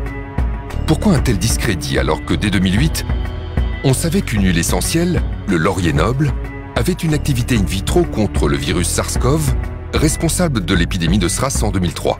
Pourquoi ne pas avoir immédiatement testé les huiles essentielles contre le SARS-CoV-2, Nous nous heurtons à un scepticisme d'un monde médical qui ne peut pas croire que ces huiles essentielles aient un intérêt thérapeutique. Si vous ne pouvez pas breveter une molécule, vous ne ferez jamais d'études dessus. C'est pour ça qu'il n'y a pas d'études sur la phytothérapie. C'est pour ça qu'il n'y a pas d'études sur l'homéopathie. C'est pour ça que l'hydroxychloroquine n'a pas été mis en avant. Si on parle de l'hydroxychloroquine, si on parle de la colchicine, si on parle d'autres molécules naturelles ou synthétiques comme la vitamine C, cela ne fait pas vivre les actionnaires de l'industrie pharmaceutique. Et pour l'industrie pharmaceutique, il faut du nouveau. Et l'innovation, cela se paye cher. L'épidémie de la Covid-19 a révélé les failles de notre système de santé. Le modèle économique de l'industrie pharmaceutique basé sur des nouvelles molécules vendues à prix d'or a révélé ses limites, ses dangers, mais aussi ses dérives. Notre santé, notre bien le plus précieux, est à la merci d'un écosystème où la santé des actionnaires prévaut sur celle de la population. Cette crise pandémique constitue une opportunité sans précédent pour qu'individuellement nous reprenions notre santé en main et que collectivement, nous nous unissions pour changer de paradigme afin que les solutions naturelles retrouvent leur lettre de noblesse. Ceci afin que le bien-être et la santé du patient soient au centre de toutes les priorités. Pour réformer le système de santé, il faudrait vraiment séparer le monde de l'argent et le monde des médecins, faire un coup de balai dans toutes les agences d'évaluation, avec des vraies évaluations pour le coup des conflits d'intérêts de chacun. Déjà, ce serait une bonne base pour repartir. La santé, c'est le fondement du bonheur. Et je veux bien parier sur les futures générations de pharmaciens et de médecins qui, avec un retour au manger sain, au vivre sain, il y aura une volonté de se soigner sain. Je pense qu'il faut du bon sens dans la vie. Et la médecine est un art et pas une science. Nous sommes tous différents. Et c'est là que le médecin traditionnel, qui a de l'expérience, est fondamental. Les origines de la santé, c'est quoi? C'est avoir un tube digestif qui fonctionne bien, d'avoir un bon microbiote, d'apporter à notre système immunitaire les justes molécules en proportion en qualité qui lui permettent de réagir de manière efficace. Parce que lorsque ce système immunitaire est normal et est alimenté correctement, c'est un système d'une efficacité remarquable. Nous sommes dans une médecine intégrative. On ne veut pas avoir notre seule vérité. On a notre vérité comme d'autres ont leur vérité. Et ensemble, en nous associant, nous serons tellement plus forts, tellement meilleurs pour la santé du patient. En conclusion, vraiment, je veux insister sur cette notion de diversité. Réellement, je crois qu'à la fois les décideurs, les experts, le grand public, mes confrères doivent comprendre que rien n'est plus riche que notre diversité et que la pensée unique n'a rien à faire en médecine. Et réellement, je crois au plus profond de moi que la pensée unique, c'est la mort, la diversité, c'est la vie. Donc je veux vraiment que tous ensemble, on choisisse la vie.